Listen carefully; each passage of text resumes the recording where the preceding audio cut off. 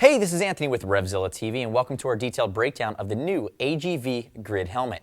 Now, the Grid is going to be the second in command in the AGV Sport Helmet lineup. It's going to be a slightly less technical than the GP Tech, which is really the race-bred helmet that you see Rossi in every 2 weeks in MotoGP. But the GP Tech is going to fall on that really high-end, aggressive sport and sport touring helmet range. If we look at it, it's an aggressive shape. You're starting at around for black and white solid colors in that $400 range, and then you're moving up to the Legends, the Lucanelli, the Agostini replicas, and eventually into that Rossi race replica helmets to some of the throwback retro graphics in that $550 range. But what you're getting in this newly redesigned helmet is a few key upgrades over the T2, which used to be the second in the food chain from AGV. The big upgrades going to the Grid, the first one is the shield change mechanism has gotten a decent improvement. And when I say it's been improved, we're still using the same visor system that comes with the tear-off post, but it's really the change mechanism, which is part of the base plate, that's been improved. You can still retrofit any of the old T2 or GP Tech shields onto this,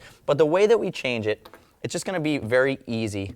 So you see it pops right off, and then when I line it up, it's a bit easier to wrangle on there. After you do it once or twice, it becomes very simple. Now, we're seeing a lot of manufacturers improve their process.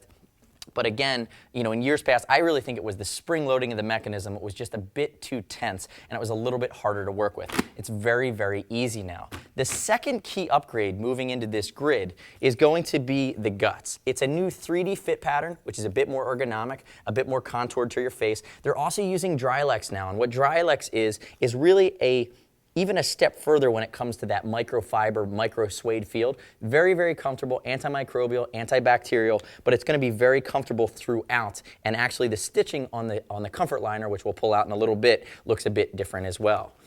At the top level, again, we talked about second in command. You're getting a high-end sport bike helmet that you're investing in. It's going to be DOT certified, ECE 2205, carbon fiber, fiberglass, and Dyneema composite. And when you use those more specific materials, you get the ability to have a more lightweight helmet that's going to be a bit stronger versus your typical polycarbonate that would make this helmet a bit heavier using a little bit less expensive materials. We have a medium. We threw it on the scale. We came out at 3 pounds, 6.8 ounces, which in our opinion is a reasonably lightweight helmet.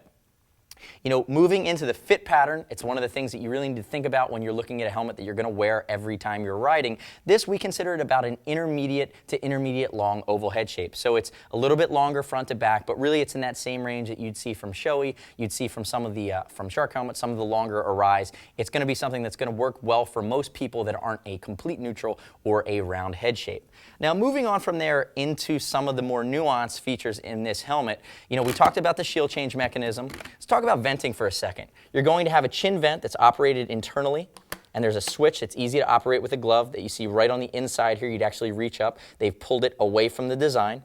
Moving up, you have 2 vents that are going to be brow vents that are going to vent to the forehead, and they're side to side. They're part of this IVS system. As I tilt the helmet up, it's the same IVS system that we see in the GP Tech, and what that is versus having an external piece that is going to be mounted to the helmet to create this channel, they've actually managed to make an ECE 2205 helmet with these channels built in, these ridges built into the helmet. So when you pull the guts out, you're actually going to see that ridge being mimicked on the EPS liner of the helmet where the vent holes come through. And again, it's going to create a better channel for airflow.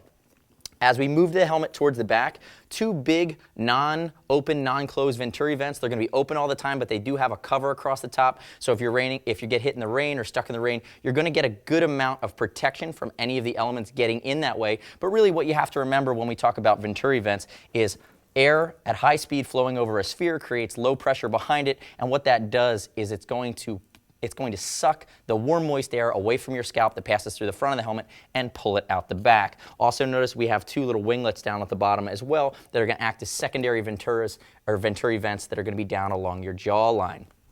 As we flip the helmet onto its side, notice that we talked about the comfort liner. It's going to be different. It's going to be a similar snugly fitting Neckroll removable chin spoiler. At this point, I could start to walk into the guts of this helmet. So moving inside, you're going to see, the first thing I'll note is that chin vent operation right on the inside of the front lip here. And let's start to break it down. So we have a Neckroll that's fully removable, fully washable, antimicrobial. Again, it's Drylex and a mixture of Cool Max, which are which are going to allow it to last a long time but be very comfortable. It's even double-sided, so if you get any of that pressure against your jawline, you'll feel it's just as comfortable from the bottom side. And then we move into the newer design of the cheek pads, typically 3 from AGV. There you go. My favorite upgrade on this helmet is that you're going to have a really rock-solid cutout for a communication system. We're seeing more and more that whether it's a Sena, a Cardo, a Blue Ant, people are installing comm systems that either allow them to pair with their mobile phone or their music or bike to bike. You're going to have that nice big cutout. If you don't have that cutout, you end up having to do a little bit of surgery on your cheek pad, or that earpiece, just the speaker's not going to fit and it's going to create a pressure point. By having that big cutout, it just becomes a very easy 5-minute install. But also notice the profile of this top to bottom. See how it's going to hug your face. Whereas in the previous model, which we consider the T2 to be the previous model to the Grid, it had a more flat contour there and it wasn't as ergonomic. And from the back side, again, you're going to see your 3 snap points. Pull out the other guy, 1, 2, 3. Here's my left side cheek pad.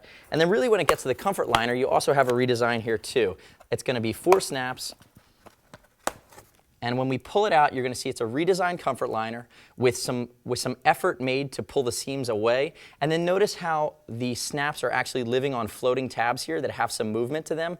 The whole point is to not make pressure points. It's very easy to do the back of the neck because this is an area typically that has extra cushioning. But when you start to get into that forehead realm, by moving these away from the center of the forehead and putting them on their own tabs, you give a better chance for them to really almost be a custom fit of where they live once your head's in the helmet.